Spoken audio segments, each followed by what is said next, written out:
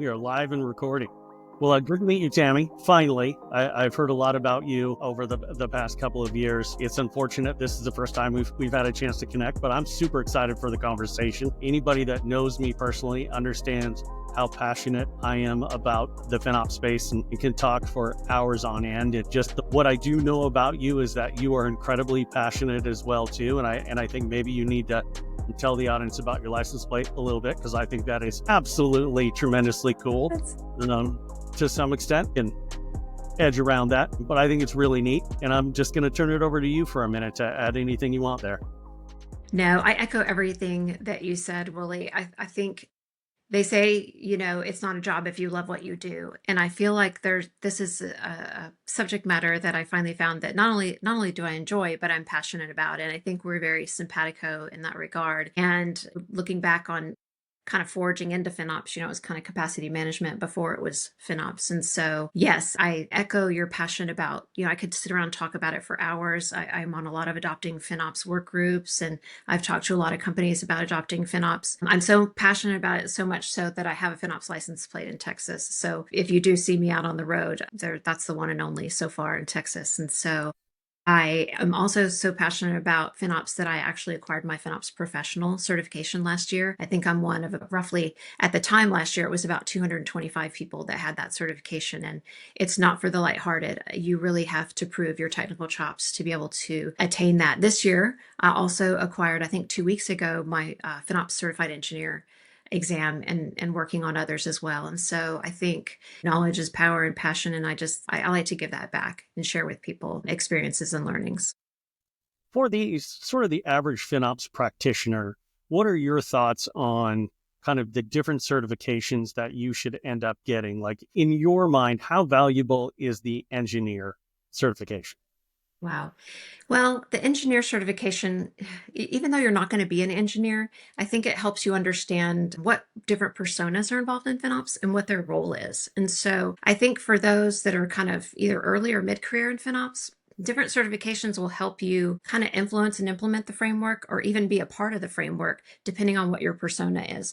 The engineering certification really kind of helps you understand where the engineer is coming from, what their perspective is, the iron triangle, the speed, the cost, the quality. It really kind of gives you a deep insight into architecture, modeling. It's not super technical, but it absolutely gets you to kind of understand what engineers go through in their product cycle, when they should start thinking about cost, perhaps what phase of that, whether it's a design phase versus are we going to start considering cost 2 weeks before we launch it into production. So it really kind of gives you the chronology of what's happening when an application is being deployed or designed. And so I think even if you're not going to be an engineer, I took that course, even being a FinOps certified professional, because a lot of what's in that course is covered in your practitioner and your professional. It just goes a little bit more in depth into kind of the mindset and the methodology of how engineers work, right? And we talk about DevOps and agility, and you'll get a little bit better at understanding of those terms in that course. Yeah, I 100% agree that the value of just being able to speak the lingo, because if you think about, the challenge of operating inside of the FinOps space, inside of an organization, right? It's the being able to transition between the different groups and engineers. No offense to engineers. I think this is almost as much of a human component as anything else. People often everybody was born with an excuse toolbox on reasons why they can't do something, just because they're trying to deflect the conversation or move on to the next thing or whatever it is. And one of the things that I realized early on that led me to be more technical when I went and got my certifications in AWS, for example, I was never really going to do that day to day. But what I found was the minute you're in those conversations with developers or app teams or technical people, the minute, you don't understand the high level concepts, you're going to really struggle to get to that next piece of the conversation, build the trust, build the buy-in, those sort of things. They almost shut you down a little bit, not out of animosity or anything, but they just want to be able to understand that if you're giving them a recommendation, you've done at least the surface level research and understanding before you say, hey, you should go do this. And they come back with a very basic tenet that tells you why they can't necessarily do it right now or why it's more difficult than you think it is. So it's getting that deep enough level of knowledge that gets you to the next part of the conversation. Absolutely. I mean, you've got to speak their language. And so I say every persona has a different language, whether you're talking to finance or engineering or procurement or sustainability. At a service level, 100% agree, you need to be able to have that conversation and speak that language. Yeah, and I think, it's sort of kind of to pull on this thread a little bit more, I think also the container one as well, too, because if you think about where people are moving, right, it's more and more into the container space. It's going to continue to be more cloud native, continue to be more modern technology. And so being able to keep up with those type of things, and, I think you've been in the FinOps space about as long as I have. And if you think about what it was like when you first started versus what the conversations are now, it used to be, at least in my experience, a lot more finance heavy, a lot more kind of C-suite budget owner type level. But now all the conversations are shifting down into the organization, into the app teams, especially as you're building a practice out inside of a large enterprise. So it's understanding where they're going. And, at some point in this conversation, we'll talk about the ugly word, which is the AI stuff. Because why not? We're 10 minutes into the recording and it's the first time we've said it. Absolutely. Absolutely. I think if you have a FinOps practice and you're not heavily aligned with your procurement, whoever's bringing these services in and getting them prepared for provisioning, you need to know what are the services that are running in your organization? What's the growth rate for them? How are they used? How are they billed? What are discounts are available for them? And there's a lot of them. And as you said, Willie, these hyperscalers are moving at the speed of light. And so it's very challenging, as you stated, to stay on top of this and understand what is the technology that's that's hitting us in the face. And then how can we quickly integrate these things into our FinOps practice and cascade that information across all of our personas. So they actually have an understanding of how do we control this spend? And again, forecast, you talked about it, forecasts and budgets. These are all very quickly moving parts that the FinOps practice kind of has to get infiltrated and integrated very, very quickly. On the CSPs and how fast they're moving landscape, you're right, not only from a technology standpoint, I think they're delivering new solutions, but really now that they're so much more on board with the FinOps concept, their own solutions internally to the cloud are better than they've ever been, even down to the point of what sort of data they're surfacing that they used to hold onto, or it was only available in a dashboard. You couldn't really get it through an API. As fast as that is changing as well, too, it's just another layer of complexity for internal FinOps teams to be able to keep up with, because what you knew yesterday is not necessarily reality today. Absolutely. Absolutely. It's moving so quickly. And for those of us that have been in FinOps a long time, this is it's par for the course kind of. But if we have people watching this podcast that maybe they're getting into FinOps or they're early to mid career in FinOps, these are all absolutely considerations that they're going to have to take in effect in their FinOps program or practice within their company. Yeah. So what do you say to people that tightly couple FinOps with DevOps? Every company is different in size and what they do and how many clouds they operate in. And so DevOps is more sprint based and it's more agile and it's quicker hit. I think I would align FinOps more with continuous improvement and program. I do think they need to be heavily integrated with engineering, but I don't necessarily agree that FinOps in and of itself should be run in a DevOps manner.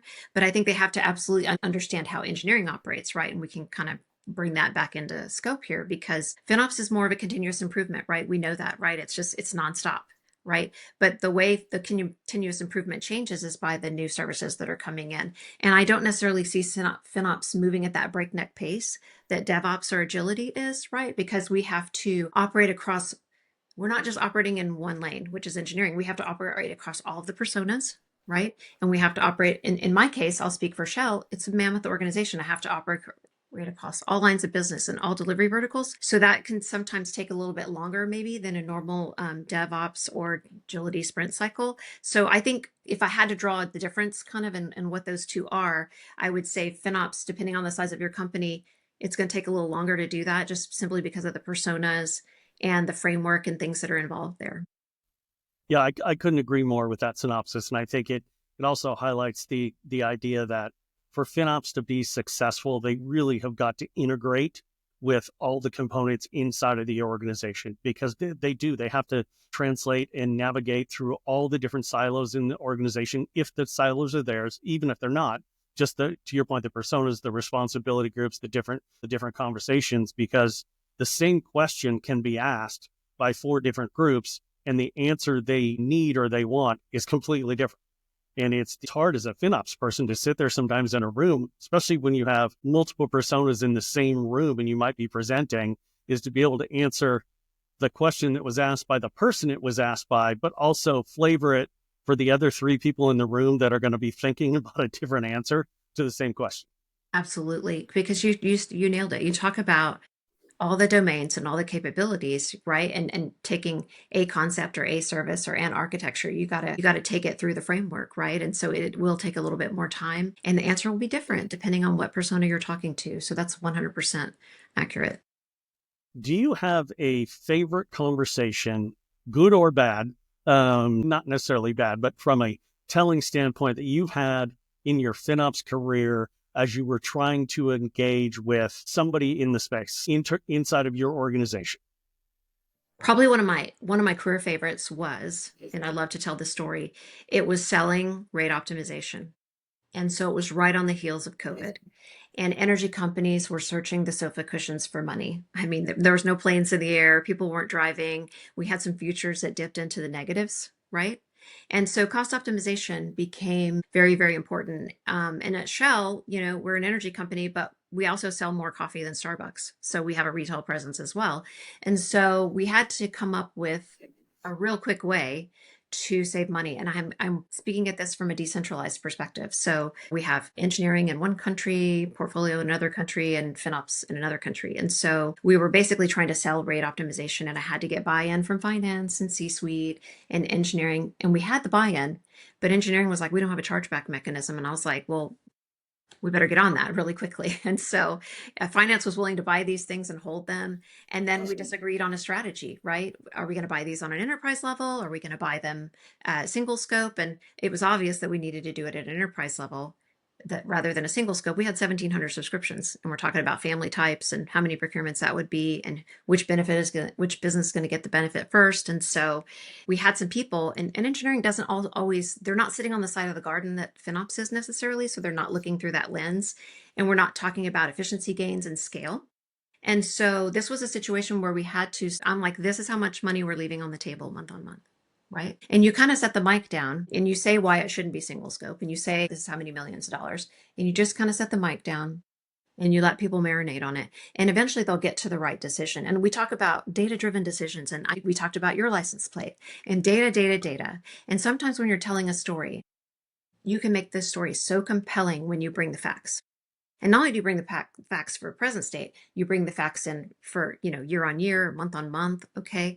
And so that was probably one of my greatest, if we talk about success stories in FinOps, and, we implemented that program. And in the first year, we surpassed what we thought we were going to save by about $7 million. And it's just grown and grown and grown year after year. But you're trying to convince a lot of people. There's a lot of different opinions and a lot of different beliefs in the room. But at the end of the day, when you're putting the data on the table, when you're saying this is really the way to go, efficiency gains, all of that, when everybody can finally come to an agreement, and then you hit the races and you're off, ready, set, go, you sit back and you smile and you go, okay, that was a big win for everybody, right? That is an amazing story. I love it. My personal favorite, it probably has a similar vein, but slightly different view a little bit, is when we were presenting to individual budget owner group ways that they could save money. And their answer was, yeah, but if I save that money, I will never get that budget back. And it, as a finance person, business person in me, it was like, okay, not what I expected to hear, but that highlights the challenge. So the conversation back was, hey, let me change the conversation for you a little bit. What if I showed you how you could spend the same budget dollars you have in a more efficient way that drives more revenue? Won't you look like an absolute hero on that standpoint?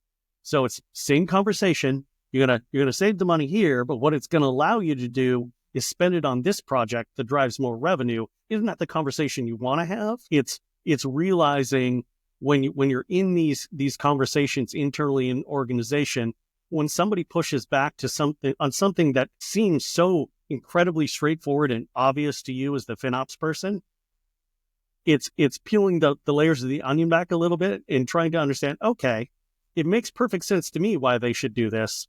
They're resistant. How do I get them over the hurdle? Absolutely. I could not agree with that statement more. And I know you and I have been doing this a long time. And there's something that JR and Mike Fuller regularly say, and they say FinOps is about making money, and sometimes you have to spend money to make money. And I too have had those similar conversations. So the money that you save here, how would you like to reinvest that? Right? Yeah, I'm not sure I've ever been able to make money without spending money or some sort of constrained resource, be it my time or money or whatnot. Yes. Absolutely. Yeah, I mean, if somebody's got a way, show me. That'd be great. Indeed. Indeed. All right, you want to tackle the conversation of the moment in the space, which is what are your thoughts on AI in the FinOps space? Let's just get to it. We are just forging into AI at Shell, and I think there's definitely a lot of use cases and edge cases for it. Concerns about AI are obviously our electricity supply and being able to support it, right? And then the news that came out a few weeks ago about DeepSeek and can it be done for cheaper on different platforms? And so there's a lot of different concerns about what does it represent? What does it not represent? What's a good business case for it? Also part of an AI work group now for the FinOps org. And, we have some really profoundly talented, intelligent people there that are further down the road in their journey. But I think there are definitely considerations for it. I don't think every use case is going to be finding itself in AI or Gen AI, or now we have this new agentic AI that we're talking about. But I think AI is going to be very helpful. We talk about business transformation and digitalization and efficiency gains. And I absolutely see AI helping companies in their efficiency process and their efficiency gains. And I think a lot of people fear it. And we had a CEO and a CIO at Shell, and they said, if you work yourself out of a job, there's plenty of other things to do around here. And so I don't think people should fear it. As you said, I think if you can figure out a way to work yourself out of a job, you're the person that they're probably going to pluck out and say, hey, come over here and help us figure out how to do more things with AI. So I would say, don't fear it. I think technically we're still in the beginning stages, even of figuring out what KPIs can we wrap around it? What cost optimization opportunities can we apply to it? Commitment usage discounts, all those things. I think even being part of the AI work groups, we're still very much in an infancy stage. The modeling, the machine learning, we're authoring those adopting papers. But I mean, if I look at it as a whole, it's definitely going to change the way everybody works. It transcends industries, but we've got to get that electricity concern for the GPUs, all of those things. And so that's kind of my disposition on it. Having part of the work group and kind of talking to other companies that are leveraging it.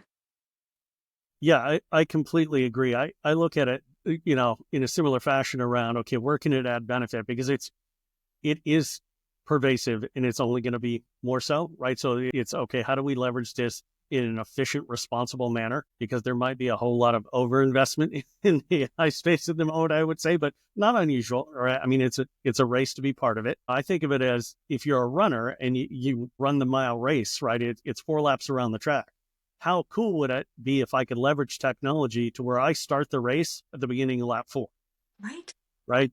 Is how do I get to the end of what I'm doing? All those things that I'm doing now that are repetitive, that you can use. I I kind of put AI and automation in a very similar bucket, right? Is just say, how do I get to that starting spot faster? How do I Absolutely. remove those repetitive processes and just get me going? Agreed. Agreed. It's very exciting. Let's put it that way. And I think there's a lot more to be known and a lot more research to be done about it. But I think we use these phrases like game changer. It has been and it will continue to be as it evolves and the different versions of AI that are being rolled out to date, right? Yeah, I'd argue it's going to end up being the most disruptive technology in our lifetimes. Absolutely. I, Absolutely. I think, well, until the next one. Exactly. Until the next one. Whatever that ends up being. But Exactly. uh, yes. Was there anything else you want to cover? Do you have personal things that you're passionate about that you want to dive into a little more?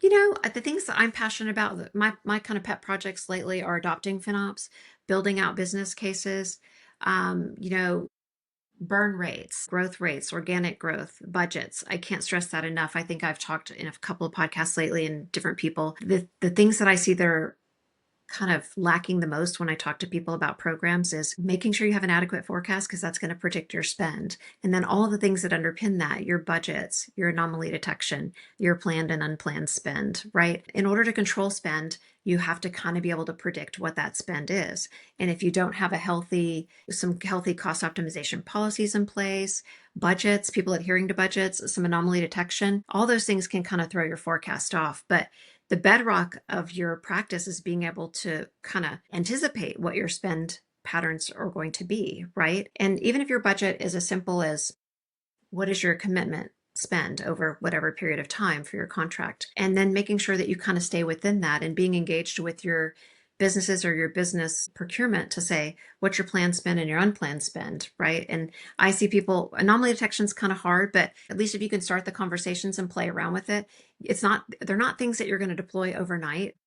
Everything is, there's no magic wand or crystal ball, but these are the things that you kind of have to start putting in place and over time tweak. But it's not, a lot of people I think misunderstand kind of what FinOps is and what it isn't, right? And so you have all these cost optimization initiatives, and I always call that funny money. So that's money that you would have spent figuring out your rate optimization, making sure that you're leveraging spot. I know a lot of companies that still manually procure those commitment usage discounts. There's tools out there to automate that now. Again, we'll talk about efficiency gains. And then another hot topic of mine, I work for an energy company, is sustainability and, the cost and the carbon and the two feathers and one cap. And I don't know about you, Willie, but when I have conversations now, I try and tell people, look, you're going to get two feathers. In most cases, if you're going to save, there's going to be a carbon equivalent there as well. And I like to, when we were talking earlier, when I can share someone's victory, everybody else likes recognition. They're like, hey, how can I get in on that? So I think that's one way that you can kind of motivate and inspire people to be good, kind of conscientious cloud consumers. But those are kind of like my pet things and kind of how I've, helped integrate these things at companies and help kind of bring people along that journey with me. Yeah, which I think is great. And sustainability is another interesting topic, right? Because it feels very niche to some extent at the moment, meaning where does it matter most? I think in Europe, it's much more prevalent than it is in the US. Unless, to your point, you're inside of some of these industries where it's at the forefront of what people are talking about, what people are thinking about. And I significantly expect it will get deeper across the board in time. I don't think it's quite there yet across the board. I think until there is a monetary impact to it, everybody's going to want to talk about it, but nobody's going to invest a lot of time in it, which is, I think, a little bit short-sighted. I think the faster these CSPs can provide the data or anybody else can make the data readily available, everybody agrees on what it is, and then you surface the data, 100% it becomes part of the conversation. Agreed. We're still on the cutting. I mean, anybody that says they're running in sustainability, not so much, because we're still trying to figure out what the appropriate measurement is. And then you have to factor in your carbon credits that perhaps you have. No one's company is going to be the same. And so what is, we always, I'm sure you hear this too, we talk about it a lot. It's your data versus my data and our data, whose data is right, whose data is wrong. And so there's always the data challenge, right? All roads lead back to that, with whether you're talking about spend or cost or carbon, right? And so coming up with what is the appropriate measure that everybody can be on the same page is going to be very important. Yeah, you talked a little bit about when you were talking about sort of budgets in the forecasting in that piece of the equation. One of the things that I'm passionate about in that space is providing context to all the data that is out there. So the background that I had working as an auditor a very long time ago, you start to think about spend it from a business context. So as I think about one of the most challenging conversations you hear inside of enterprises is that people are doing their best to optimize all day long. They're being really efficient, but then somebody in the C-suite is sitting there saying, that's cool and everything, but all I see is the cloud bills going up. Right. So the context around that, and this is where we've created a way to look at that data. I think of it as almost like same store sales, right? Yeah. Is just let's look at where the costs are coming from. Legacy applications, those things that have been around for X amount of time, their spend line is either flat or going down as they're getting more modern. And the new spend that is coming in is from net new applications being brought to the table, right? So it's the same dollar, but you're presenting it in a way that the end user has enough context to understand what is really driving the outcomes instead of just seeing a number and being frustrated.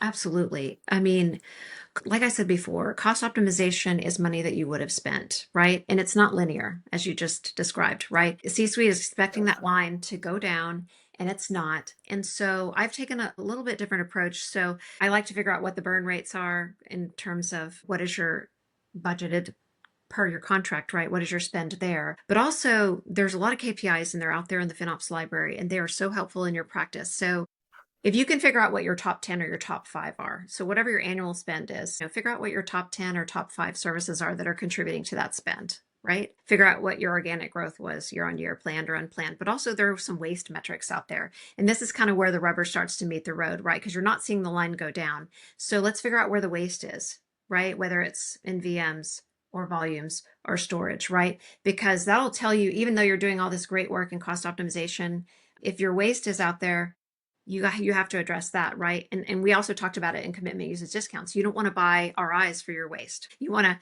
figure out how much waste you have. How can you address that? And then we also talked about it in digitalization. So yes, budgets forecast, but also a lot of those KPIs out there, your power efficiency adherence rate, where's your waste? What is your average cost per CPU? All those things, right? You take a lot of these accounting principles you can apply to, your modern day IT infrastructure, your average cost per CPU or per storage, premium storage. We all know that's expensive, giving an intelligent tiering strategy. So there's a lot of things you can do. I like to highlight waste, but not all of it is going to be able to be addressed. Maybe that's just the way it's architected. But that's kind of, you start with the onion, and then as you peel those layers back, you can use a lot of those KPIs to help you tell your story, right? Yeah, I agree. And if you go way back in time and you think about auto manufacturing, and the Japanese automakers had that concept of just in time, right? Similar sort of thing is architecting your cloud consumption for having the compute memory, whatever it is you're doing, when you need it, slightly before when you need it. Now, there's got to be a risk profile there, right? In understanding, it's because, there are times you see people and you're like, oh, I see you've spun up these dev environments and I see no activity there. And they're like, yeah, we're not going to use them for another 3 months. Well, why are they running? Exactly. But also saying, hey, have you thought about doing X, Y, and Z just to be helpful in that space, right? And we talked early on in the conversation about my background as a bartender for a very long time. And it's leveraging that is just to say, hey, as a FinOps practitioner, how do I get really good at getting people to do things and doing it in a way that they see the benefit in it and they get excited about it? Because if you can start that wheel, it has momentum of its own. It does. It does. I always say when I'm, especially because everybody's at a different maturity level in their cloud. I'm sure you've experienced that. I always try and explain people, like, we want to treat our company's checkbook like we would our own. And we have household budgets, we have incomes, we have to operate within that. It's kind of the same thing in the cloud. And so we want to be very conscientious of how we spend the company's money, but more importantly, how we spend our budgets, right? And you spoke of this earlier. We're trying to get to unit economics. For every dollar that you spend in the cloud, what does that equal in revenue or whatever your other measurement is? But at some point, you need to understand, for every dollar that you're spending, how much is that equating into CPUs or storage? Or when you can start getting pretty mature and start making those measurements, then those are helpful in making those decisions and trade-offs, whether you're modeling, we talked about it, deploying workloads. The more mature you get in your FinOps practice, you'll start to see a lot of these things take place, in planning and pre-deployment modeling, or, the digitalization that we talked about in the business transformation, auto-scaling your compute and even your storage, right? Do you need that volume, at this much? Can we shrink it to here when we don't need it? And so I think that's where you'll see a lot of that digitalization that's when you start doing that and putting the good housekeeping in place automatically. And then no matter if somebody's deploying or migrating a workload, hopefully it takes care of itself then. Yeah, I'm going to start off with something and then I'm going to turn it over to you to get the same answer for you. If I were to give a piece of advice to somebody who was building a FinOps practice or leading a FinOps practice inside of an enterprise, it would be data greedy.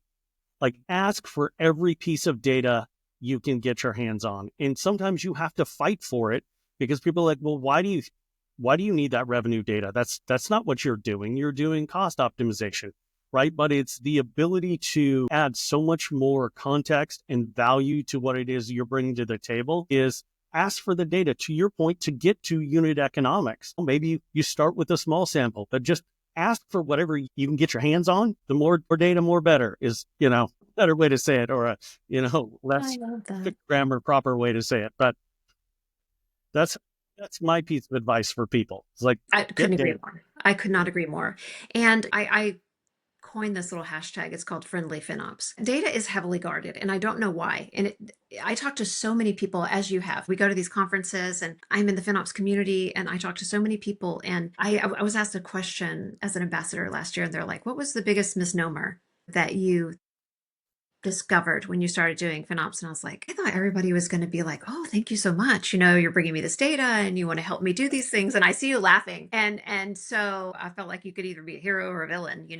Some people can be like, thank you so much. And others might be able like, man, this person's trying to make me look bad. And so I think you go through this caveat of experiences when you are trying to data share and influence people and kind of bring them over into the FinOps framework. But data is your best friend when you're building out your FinOps practice, right?